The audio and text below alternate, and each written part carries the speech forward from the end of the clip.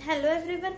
Last class में हमने property start की थी आयनिक कंपाउंड की कि आयनिक कंपाउंड की एक तो वो सॉलिड फॉर्म में एग्जिस्ट करते हैं, वाटर में सोल्यूबल होते हैं नहीं होते, उनका मेल्टिंग पॉइंट कैसा होता है। एक जो प्रॉपर्टीज हमारी रह गई थी वो थी कंडक्टिविटी। कंडक्टिविटी किनकी हाई होगी, आयनिक कंपाउंड की हाई होती है या फिर लो होती है। कंडक्टिविटीज की अगर हम बात करें, कंडक्टिविटी क्या होती है, फ्लो ऑफ आयंस, इनके अकॉर्डिंग फ्लो ऑफ आयंस होगी कंडक्टिविटी। अब कंडक्टिविटी क्या होती है आयनिक कंपाउंड्स की, अगर अगर आयनिक कंपाउंड है सॉलिड फॉर्म में, लाइक NaCl अगर सॉलिड फॉर्म में है तो ये आयंस में सॉलिड फॉर्म में है तो इनकी जो कंडक्टिविटी होगी वो लो होगी। लो होगी मतलब कम होगी इनकी जो कंडक्टिविटी। क्यों? क्योंकि जो आयंस है वो क्या है, फिक्स है, एक ही पोजीशन पर फिक्स है। ठीक है, जो सॉलिड फॉर्म में अगर कोई भी आयनिक कंपाउंड है तो उनकी जो कंडक्टिविटी होती है वो कम होती है। कंडक्टिविटी कम क्यों होगी? क्योंकि वहां पर आयंस फिक्स है। अब अगर इनको हमने किस में डिसॉल्व कर दिया, वाटर में डिसॉल्व किया, वाटर में डिसॉल्व करने के बाद ये किस में ब्रेक्स हो रही हैं, आयंस में ब्रेक हो रहे हैं, आयन फ्रीली मूव कर रही हैं तो इनकी कंडक्टिविटी क्या होगी, हाई होगी। एक्वस स्टेट में और मोल्टन स्टेट में इनकी जो कंडक्टिविटी होती है वो हाई होती है, अदरवाइज इनकी जो कंडक्टिविटी है वो लो होगी। ठीक है, एक्वस स्टेट और मोल्टन स्टेट में कंडक्टिविटी हाई होगी। एक्वस स्टेट तो पता ही है, वाटर वाली जो स्टेज होती है उसमें कंडक्टिविटी इनकी हाई होती है, नहीं तो इनकी जो सॉलिड फॉर्म में इनकी जो कंडक्टिविटी होगी वो क्या होगी, लो होगी। ठीक है, ये था कंडक्टिविटी का कॉन्सेप्ट। अब अगर हम ग्रुप 1 की बात करें, ग्रुप 1 में हमारे पास कौन से होते हैं, ग्रुप 1 में हमारे पास होते हैं lithium, sodium, potassium, rubidium, caesium. अगर इनका हम कंडक्टिविटी का ऑर्डर पूछें कि इनकी कंडक्टिविटी हाई होगी या लो होगी, तो अगर हम बात करें हाइड्रेशन एनर्जी, बोला ना कि आयंस और वाटर के साथ जो इंटरेक्शन से एनर्जी रिलीज होगी वो हाइड्रेशन एनर्जी होगी। तो हाइड्रेशन एनर्जी किसके इनवर्सली प्रोपोर्शनल होती है, साइज के। जिसका साइज जितना ज्यादा होगा उसकी हाइड्रेशन एनर्जी उतनी ही कम होगी, मतलब कि वो वाटर में उतना ही स्पेस ऑक्यूपाई करेगा। ठीक है, अब फॉर एग्जाम्पल हमारे पास है लिथियम, लिथियम का साइज क्या है, छोटा है, उसकी हाइड्रेशन एनर्जी क्या है, ज्यादा है, मतलब कि वो ज्यादा स्पेस ऑक्यूपाई करेगा और वो वहां पे मूव नहीं कर पाएगा, मूवमेंट नहीं शो करेगा, मतलब उसकी कंडक्टिविटी क्या होगी, कम होगी। मतलब क्या है कि हमारे मैंने एक केस बताया था कि हमारे पास क्या है, एक तो पतला इंसान है, ठीक है, और एक मोटा इंसान है। अब उसको एक बिल्कुल छोटा सा एरिया है उसमें से बाहर निकलना है। जो पतला है तो वो तो आराम से निकल जाएगा, लेकिन जो मोटा इंसान है वो वहां से इजिली नहीं निकल सकता ना। तो वही केस यहाँ पे है, जिसका स्मॉल साइज है उसकी हाइड्रेशन एनर्जी ज्यादा हो जाएगी, वो सोल्यूशन में ज्यादा फैल जाएगा, फैलने से ज्यादा स्पेस वो ऑक्यूपाई करेगा, जिसकी वजह से क्या होगा, वो मूव नहीं कर पा रहा, तो उसकी कंडक्टिविटी क्या हो जाती है, लो हो जाती है। और तो डाउन द ग्रुप कंडक्टिविटी क्या हो रही है, इंक्रीज, क्योंकि साइज क्या हो रहा है यहाँ पर, इंक्रीज। साइज इंक्रीज होगा तो हाइड्रेशन एनर्जी डिक्रीज होगी। ठीक है, वो इजिली से सॉल्यूशन में मूव कर सकते हैं तो उनकी कंडक्टिविटी क्या होगी, हाई होगी। इसके बाद ये हमारे यहाँ कंप्लीट हो जाता है आयनिक बॉन्ड। अगर हम बात करें कोवलेंट बॉन्ड की,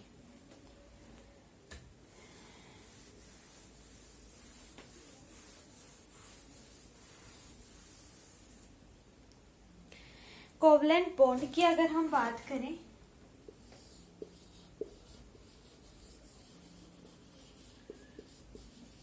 कोवलेंट बॉन्ड फॉर्म कब होता है, म्यूचुअल शेयरिंग से।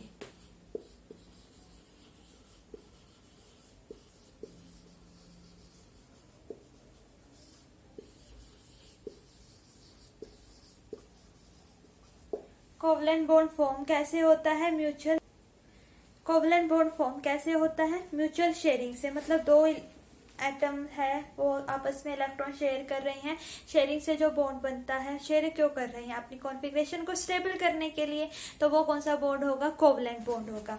अब यहाँ पर जो कोवलेंट बॉन्ड होते हैं वो दो टाइप्स के होते हैं, एक होता है पोलर कोवलेंट बॉन्ड, और दूसरा होता है नॉन पोलर कोवलेंट बॉन्ड। अब दोनों में क्या डिफरेंस है, पोलर कोवलेंट बॉन्ड और दूसरा होता है हमारे पास नॉन पोलर कोवलेंट बॉन्ड।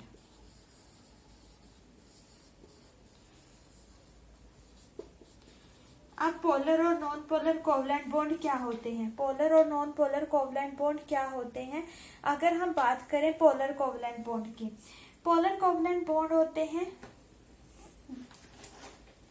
दो एटम जिनकी इलेक्ट्रोनेगेटिविटी में डिफरेंस होता है, मतलब दो डिसिमिलर एटम्स होते हैं, उनके बीच में जो बॉन्ड होता है वो होता है पोलर कोवलेंट बॉन्ड। और नॉन पोलर कोवलेंट बॉन्ड जो दो सिमिलर एटम्स के बीच में बॉन्ड होता है। फॉर एग्जांपल दो एटम है H और Cl, इन दोनों के बीच में इलेक्ट्रोनेगेटिविटी डिफरेंस है, तो इनके बीच में जो बॉन्ड होगा वो पोलर कोवलेंट बॉन्ड होगा। और नॉन पोलर कोवलेंट की बात करें, जो दो सिमिलर एटम्स के बीच में बॉन्ड बनता है जिनकी इलेक्ट्रोनेगेटिविटी सेम होती है, वो होते हैं non polar. Covalent bond form कैसे होते हैं? म्यूचुअल शेयरिंग से। म्यूचुअल शेयरिंग से इलेक्ट्रॉन का शेयर क्यों करते हैं? वही अपनी कॉन्फ़िगरेशन को स्टेबल करने के लिए, अपने ऑक्टेट को कंप्लीट करने के लिए। ठीक है, अब इसमें दो टाइप से होंगे, एक होगा पोलर कोवलेंट बॉन्ड और दूसरा होगा नॉन पोलर कोवलेंट बॉन्ड। अगर हम पोलर कोवलेंट बॉन्ड की बात करें, पोलर कोवलेंट बॉन्ड किनके बीच में बनेगा? दो डिसिमिलर एटम्स के बीच में बनेगा। और जो नॉन पोलर कोवलेंट बॉन्ड है वो किनके बीच में फॉर्म होगा? जो दो सिमिलर एटम्स होंगे उनके बीच में जो बॉन्ड बनेगा वो होगा नॉन पोलर कोवलेंट बॉन्ड, जिनकी इलेक्ट्रोनेगेटिविटी सेम होगी। अब अगर हम बात करें इसके बाद कोवलेंट बॉन्ड की, हमने electron dot structure class 10th में भी किए थे। फॉर एग्जांपल अगर हम बनाएं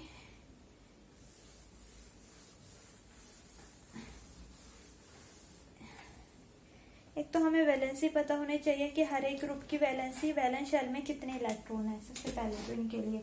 अब ग्रुप 1 कौन सा होता है? ग्रुप 1 होता है alkali metal, hydrogen, helium, neon, argon. इनके वैलेंस शेल में कितने इलेक्ट्रॉन होते हैं? 1। ग्रुप 2 कौन सा होता है? Beryllium, magnesium, calcium. इनके वैलेंस शेल में इलेक्ट्रॉन कितने होते हैं? 2। ग्रुप जो 13 होता है उसमें कौन से आते हैं? Boron, aluminium, gallium, indium. इसमें कितने होते हैं इसके वैलेंस शेल में? 3। ग्रुप जो 14 आता है, ग्रुप 14 के valence shell carbon, silicon family, carbon family, 4। Group 15 होता है नाइट्रोजन फैमिली, इसके वैलेंस शेल में कितने इलेक्ट्रॉन होते हैं? 5। ग्रुप 16 होती है ऑक्सीजन फैमिली, वैलेंस शेल में होते हैं 6 इलेक्ट्रॉन। ग्रुप 17 जो होती है हेलोजन फैमिली, वैलेंस शेल में होते हैं 7 इलेक्ट्रॉन। ग्रुप 18 होता है नोबल फैमिली, वैलेंस शेल में होते हैं 8 इलेक्ट्रॉन। ठीक है, group 1 lithium, sodium, potassium, 1 valence shell में 1 इलेक्ट्रॉन होगा। ग्रुप 2 में 2, ग्रुप 13 में 3, मतलब बोरॉन। 14 होती है कार्बन फैमिली, 15 होगी नाइट्रोजन, 16 होगी ऑक्सीजन, 17 होगी हेलोजन, फ्लोरीन, क्लोरीन, ब्रोमीन, 18 होगी noble gases, helium, neon, argon. इनके वैलेंस शेल में कितने इलेक्ट्रॉन होंगे? 8। अब देखो अगर हम बात करें कार्बन की, कार्बन कोवलेंट बॉन्ड क्यों बनाती है? क्योंकि उसको अपने कॉन्फ़िगरेशन स्टेबल करनी है। तो कॉन्फ़िगरेशन स्टेबल करने के लिए या तो वो क्या करेगी, शेयर करेगी, और तो ऑप्शन नहीं है, इलेक्ट्रॉन लूज और गेन तो नहीं कर सकती, तो वो क्या करती है? इलेक्ट्रॉन शेयर करते हैं, और शेयरिंग से जो बॉन्ड बनता है वो होता है कोवलेंट बॉन्ड। तो हमने 10th क्लास में भी इलेक्ट्रॉन डॉट स्ट्रक्चर्स किए थे। इलेक्ट्रॉन डॉट स्ट्रक्चर्स क्या होते हैं?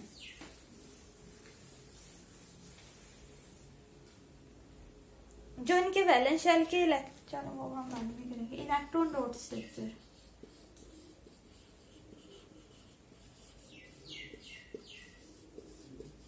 इलेक्ट्रॉन डॉट स्ट्रक्चर की अगर हम बात करें, देखो अगर हाइड्रोजन है, हाइड्रोजन के वैलेंस शेल में 1 इलेक्ट्रॉन होता है, दूसरे हाइड्रोजन के साथ कंबाइन होगा, इसके वैलेंस शेल में अगर जिनके सिंगल शेल होता है तो अगर उनके आउटर शेल में 2 भी इलेक्ट्रॉन हो तब भी उनकी कॉन्फ़िगरेशन स्टेबल होती है।